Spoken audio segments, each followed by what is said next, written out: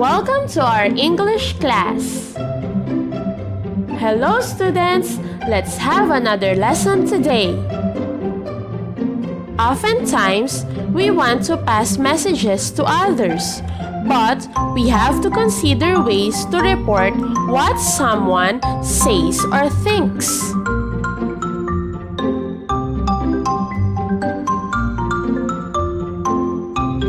Let us look at the following conversations.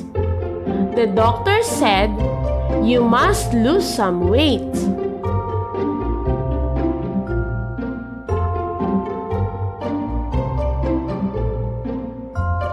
The doctor said, "I must lose some weight."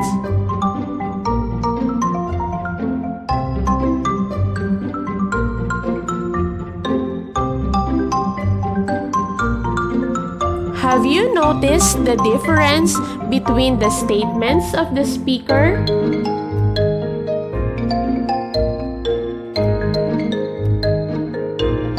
In the first statement, the speaker relays the direct message, while in the second statement, the speaker reported the message.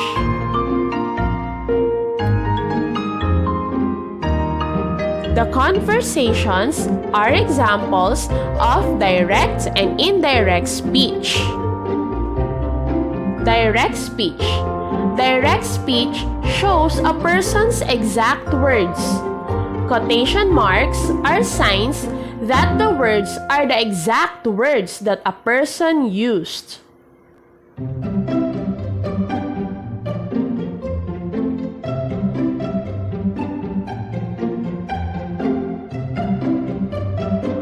Here are some examples and illustrations. Jennifer said, "Where are you studying?" Brian replied, "I'm studying at Binyan Integrated National High School." Let us analyze these two sentences. The sentences are direct speech because the exact words of Jennifer and Brian are stated. And we use quotation marks to indicate the exact words of the speakers. Let us now move on to indirect speech. It is also called reported speech. It puts the speaker's words or ideas into a sentence without quotation marks. In reported speech, the reader does not assume that the words are the speaker's exact words. Often, they are paraphrase of the speaker's words.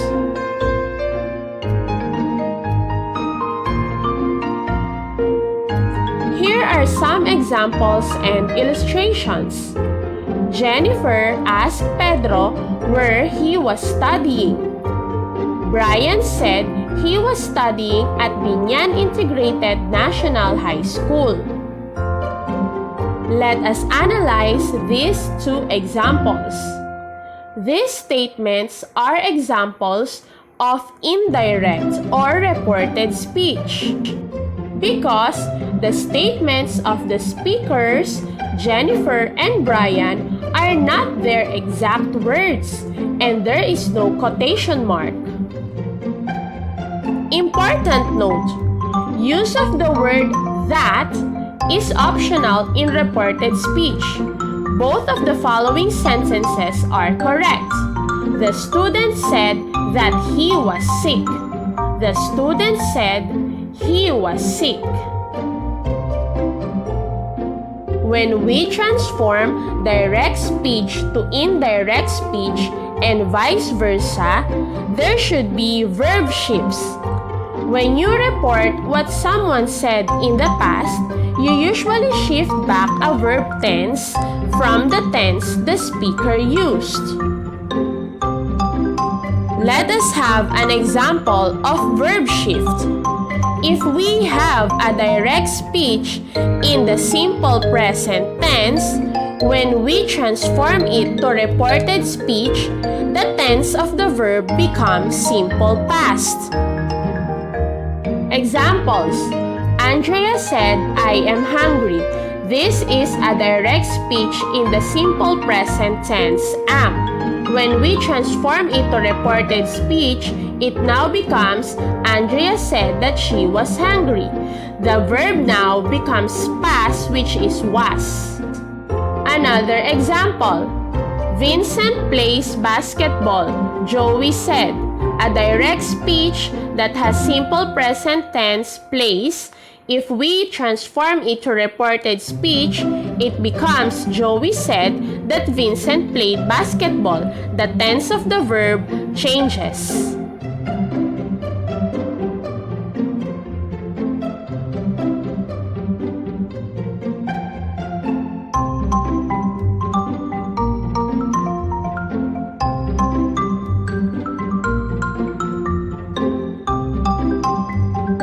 Another example.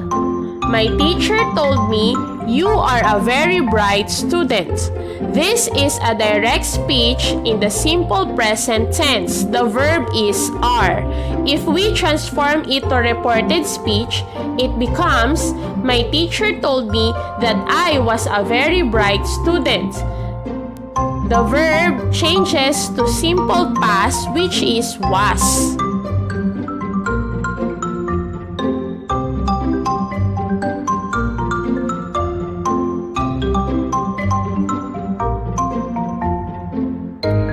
Another verb shift is from past tense to past perfect tense. If we have a direct speech in the past tense, when we transform it to reported speech, the tense of the verb becomes past perfect. Examples: I saw them leave. In this example, the tense of the verb is past tense, which is saw. If we transform it to reported speech, it becomes, Jana said she had seen them leave. The tense of the verb becomes past perfect tense, which is had seen. Another example. We ate our breakfast earlier. This is a direct speech that has a past tense of verb, ate. If we transform it to reported speech, it becomes, the students stated that they had eaten their breakfast. The verb changes from past to past perfect tense, which is had eaten.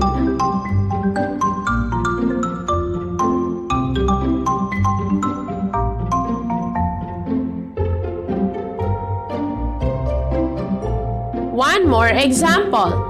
The principal came to the class. It is a direct speech that has past tense of verb, came.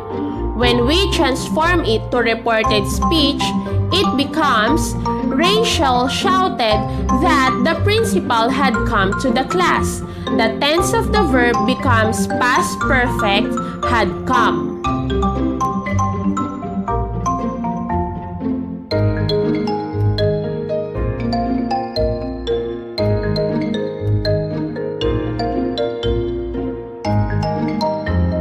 One more example of verb shift is from present perfect to past perfect tense. If we have a direct speech that has a present perfect tense of verb, if you transform it to reported speech, the tense of the verb becomes past perfect tense. Examples: where have they gone? The tense of the verb is present perfect tense. If we transform it, Dorothy wondered where they had gone. It becomes in the past perfect tense. Let us have one example. No one has understood the message. This is a direct speech with a present perfect tense and the verb is has understood. If we transform it to reported speech, it becomes, Beatrice said that no one had understood the message. The tense of the verb now becomes past perfect, which is had understood.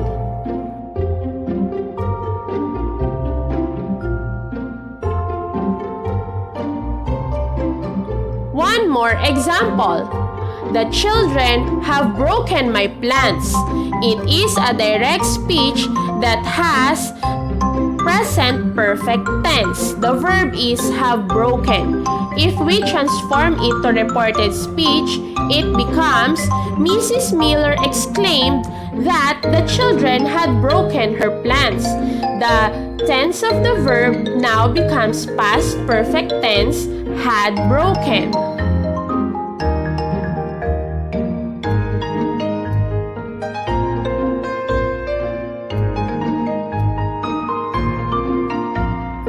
Well done, students!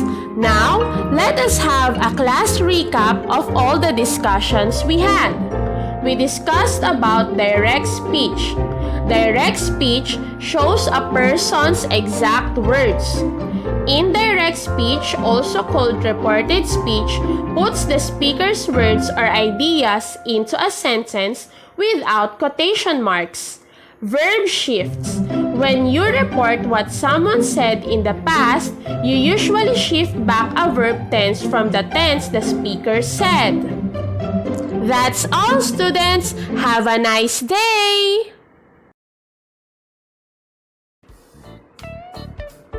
Thank you for watching!